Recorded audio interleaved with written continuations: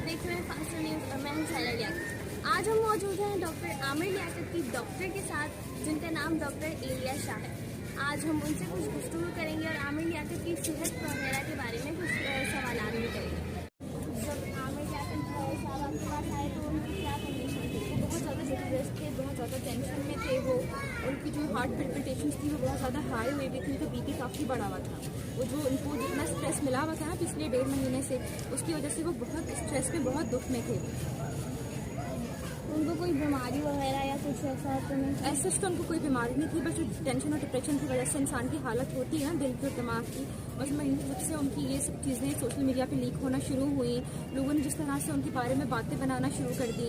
जो उनकी जो लास्ट वाइफ थी दानिया, उसने कोई कसर नहीं छोड़ी कुछ भी करने में। जिस तरह से उसने उनकी पर्सनल वीडियोस बनाई, उनको इंटेंशनली लीक किया, फिर ब्लैकमेल करने लग गई उनको।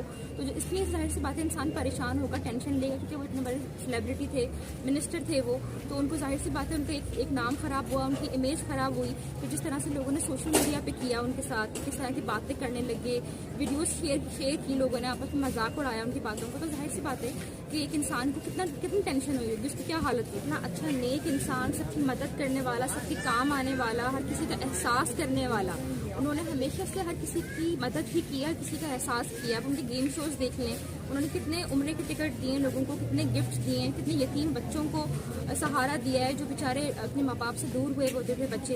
अपने शो के जरिए अपने पेरेंट्स से कनेक्ट करवाया है। कितनी बेवाओं का वो सहारा थे अपने MSF फाउंडेशन के थ्रू।